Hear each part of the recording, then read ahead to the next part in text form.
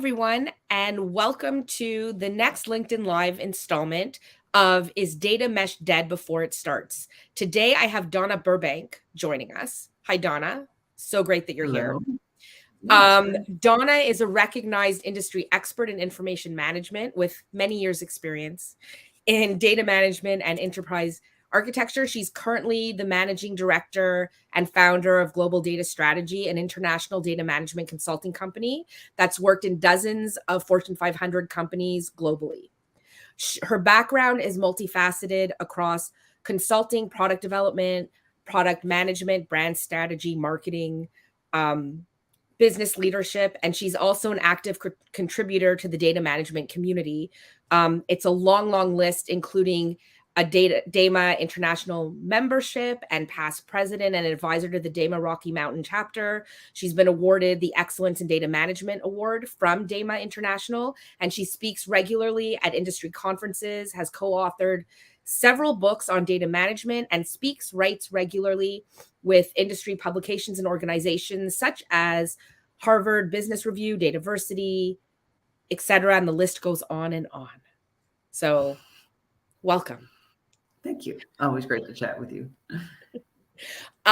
So we had done a bit of a talk before in terms of what we wanted to talk about. And because data mesh is so big, we thought that it would be a great topic to tackle, but also the fact that it's much more complex than a lot of what we're hearing in the market. A lot of times there's this effort to simplify kind of the value proposition of data mesh and what it is. So we were hoping to kind of break down what those complexities are and some of the things that the industry doesn't talk about.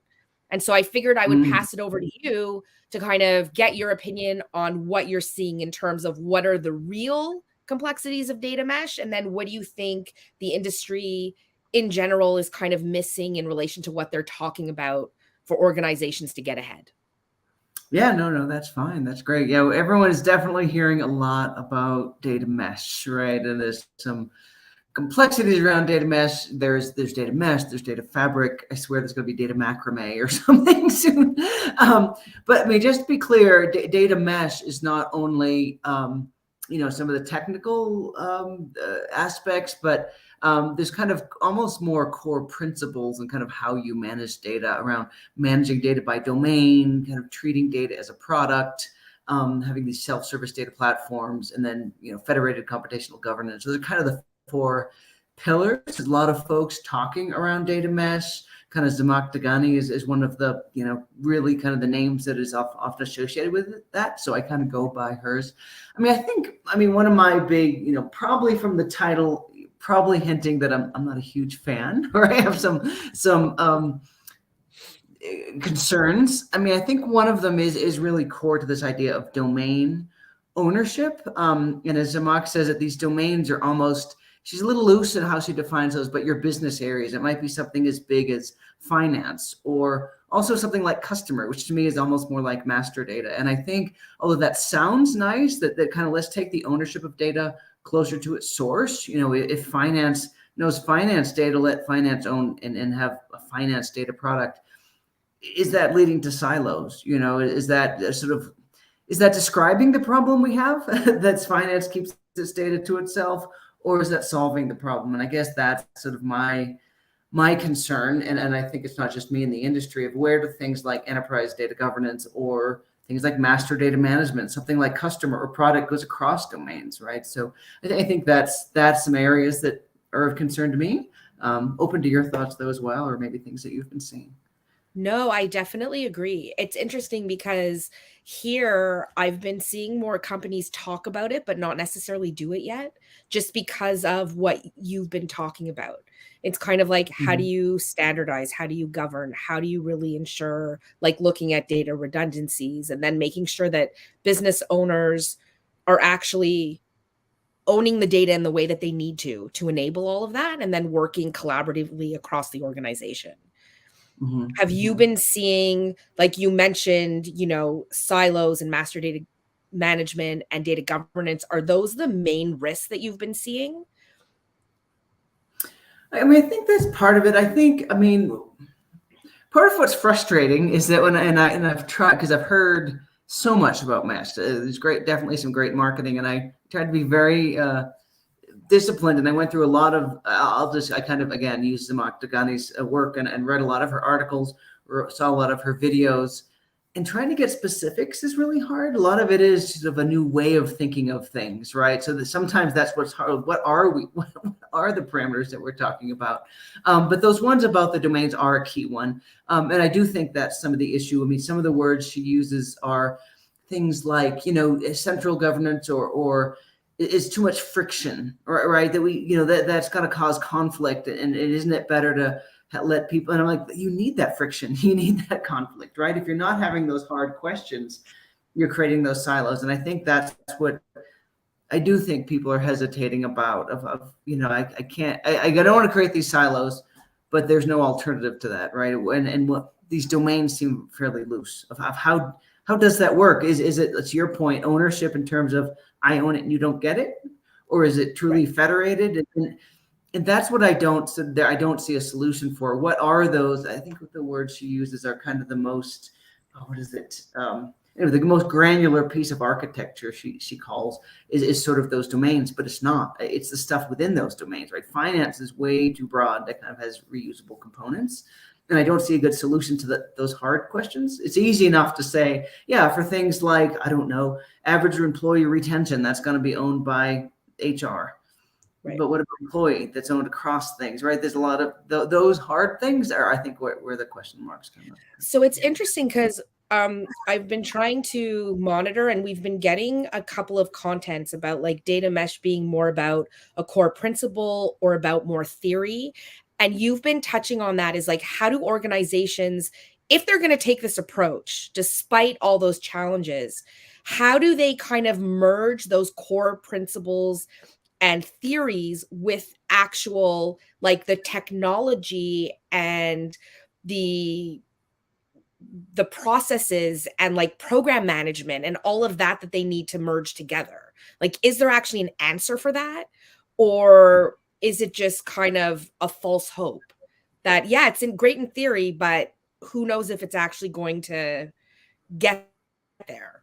Or what does it need to get there, basically? I mean, I think that's part of my concern. And when I hear Zamak speak, a lot of it, we need a new language for data, or, new ways of thinking of things. And that sounds great. Let's treat data as a product, right? But, and sort of have it be a first order thing. But what does that mean? I mean, some of the principles are, rather than having one big centralized data store, have more federated data stores. There is some technology, data virtualization and things like that can support that. But it seems to be very loose. So it's almost, what is it even that we're trying to achieve? Is it an actual thing, or is it a way of thinking about it? One of the core principles are those domains, and I don't. That's what I have trouble with, because that seems to be governance wise, or even technically wise. How do we handle things like customer master data, which by definition is cross-functional? And again, those are the hard questions that I just don't see an answer for in this new way of thinking. No, that's true. It becomes kind of, sometimes I wonder if the industry gets ahead of itself. And it's kind of like, I had mentioned to somebody before that when I first started my career, which feels like many, many moons ago, and I was a business systems analyst, I was working for an automotive company, and they were going from that centralized kind of data warehousing approach that they had built up, and then trying to decentralize, kind of going to this like business domain focused. And it just seems like that circular of, it didn't work for them then. Do we think that technology has progressed enough and that people understand that it will, work for organizations now? Paige Roberts commented in terms of, I tried to explain to my team what the difference between data mesh and data fabric was. I told them that a data mesh was essentially a data fabric plus a company reorg. What do you think about that? Oh, that I guess that's fair. I would say, data fabric is more of the technical aspect of it. How do I virtualize, or how do and then data mesh is more the people process part of it. So I would think in that sense, it's right.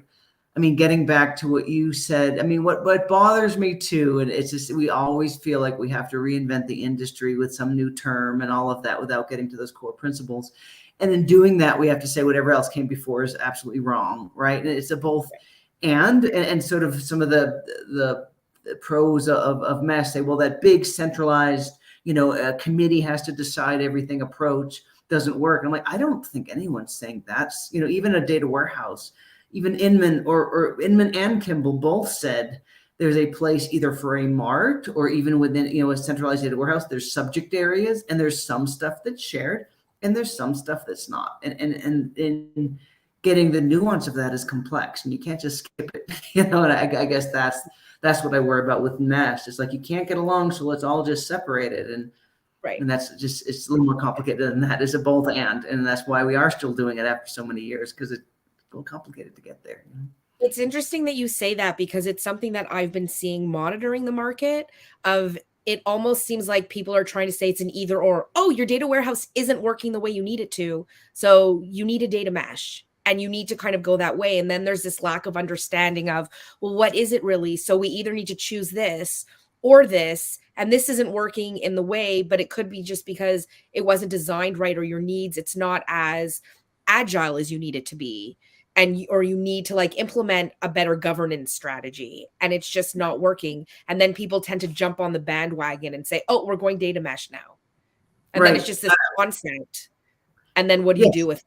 Well, what is that? And I've even heard, again, Zamat herself say, well, a data warehouse can just be a node on the mesh. I'm like, oh my gosh, now I'm so confused. What is it?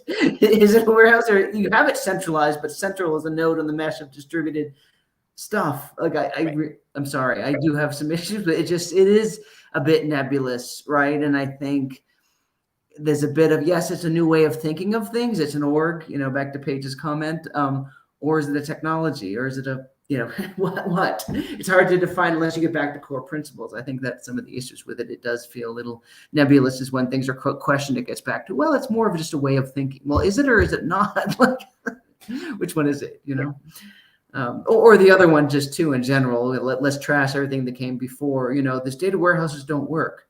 They've been around for 30 years. Yes, there've been data warehouses that failed because they've been around so long, right? I mean, It's easy when you've never done it before. Mine's never failed because they never actually built it yet. Things are hard, right? We can't gloss over the hard with a new term. That is very true. Certain people are commenting, and we really also wanted to talk about governance and how to govern in a data mesh world. It kind of seems like we've talked about a lot of the challenges and maybe what data mesh can't do or whatever. If organizations are still considering it, what do you feel that they really need in order to make this approach successful, or as successful as it can be? And then after that, I'll probably get into more governance, but I realized I was leading you in a different direction. I'm a little lost, but I think, yeah, governance. I mean, to me, one of the issues I have with mesh is that sort of it is addressing, what I've heard is it's addressing centralized strict governance, which isn't the only way to ever do governance, right? Even without mesh, this idea of having, I look at governance, are we governing by business process, where someone that is an owner of that business process, or within a functional area, or within a capability, or within a data domain. So I think looking at it that way, which is saying, do I have a data owner and a data steward for finance and for HR so I think that's actually a very good way to approach it. And that does align with mesh. And we do this when we help with governance. How do I group these domains of my org? Is it by business process? Is it by business capabilities? Is it by org? Is it by region? Is it by a combination of all of these? And then how do I set up my governance and my stewardship? But then don't forget that you do need some touch points, whether it doesn't have to be a big, heavy committee that makes every decision, but what are those touch points between finance, HR, supply chain, right? And those are going to be your data areas that you can't forget. So I think that would be within the mesh, if it is a federated approach, which is very common for data governance to have a federated approach. How do you just define those, whether that's a data model or a data architecture or whatever, what are those areas of data that cross those domains? I think that's some of the tricky stuff to to think of, whether it's product, customer, kind of those core things. Have you seen any best practices or things that, let's say, you've seen customers do or in the industry do that have led them to be more successful using a data mesh approach? I'm a bit skeptical. I think one that I did see, you probably saw it from the title, that did work well is you have to make sure that those domains are well. Again, when finally I heard folks say, well, the warehouse could be a node. It's like, well, yes, there is a place for either some cross-functional analysis or even a kind of your data mart where there are areas that need to be kind of, I want to say siloed, but separate. It was a university up in Canada, actually, that I think both technically and governance-wise did it well, is that universities, sort of by definition, I don't want to say like silo is a kind of a negative word, but you have different campuses, right? The School of Engineering, the School of Medicine, and I don't know, the nursing school are just kind of by definition separate businesses almost within the business. And they had their own data and they had their own silos. But there is, I mean, you're still working with students, right? You still have campuses, you still have facilities that need to be shared. So what they did was actually do technically a data virtualization approach where they didn't force each of those campuses to create a central warehouse or even a central master data. They were able to still say, the University of Engineering has its data and the University of Medicine has its data, and we need to work cross-functionally. And so they're technically, they allow them to have their own marts, warehouses, hubs, whatever you want to call it. And then they used a virtualization layer to decide what needed to be shared. And then governance-wise, it was similar in that yes, I'm not going to tell you, University of Medicine, how to run your data, but there are certain, and again, that's one of my concerns with mesh. You do at some point have to have that cross-functional. And so for them, the data virtualization layer, what of a student can we share and what research information can we share? But then they had the right conversations at the right level, right? Of what should be cross-functional and then what can be owned within the domain. Right. So I know that you're skeptical. I'm super skeptical. If you had to make one recommendation to a company who has started down the road, so not like, oh, I want to do this, and you're like, hell no, like, let's do this instead, but they've already started down the road, what would be your one piece of advice?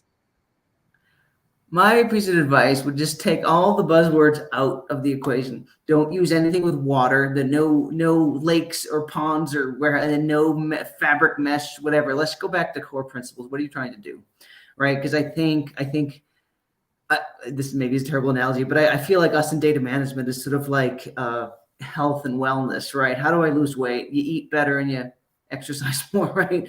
And there can be fads and everything, but it comes down to some core principles and maybe we learn things over time how to be more healthy, but in general, get good sleep and exercise, right? So I think if we think of it that way and don't go after a new buzzword / term, so I would say your classic, what data are you trying to manage? Who are the key stakeholders within that? What data needs to be shared?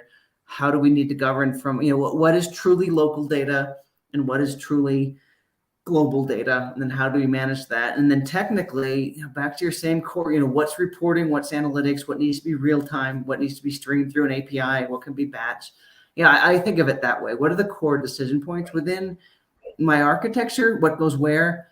And don't worry so much about the terms, because I think, and I think, again, using Zamaat, because she's kind of the founder of this, would kind of be the first to say that a lot of these concepts exist already. It's putting together in a different way or a different way of thinking. So fine, let's think about it as data as a product, a first order thing. I agree with that. But then I wouldn't try to align with, I'm doing mesh or I'm doing fabric. What are the core principles I need to do to manage my data better? That's my advice. No, that's awesome advice, because it's true. A lot of times we all get sucked into all of the new terminology and concepts and kind of lose sight of what we really need to do, and then develop a strategy around it and get it done without getting sidelined. Yeah, agreed. So with that, I think that's a great way to end our session today, because I think you always give great advice, and I could probably pick your brain for like another 3 hours, but that's just Likewise. not good for you or other people. Anyway, what I wanted to do is just thank you so much for taking the time to talk about data mesh today, and also give a small plug that if you're interested in learning more about integrate.io or data observability, data pipelines, then come to the website and check out a demo. It has been awesome having you here, and just thank you very much for coming. And I look forward to seeing everybody soon at another LinkedIn Live. Thank you so much, Lindsay. Thanks, everyone.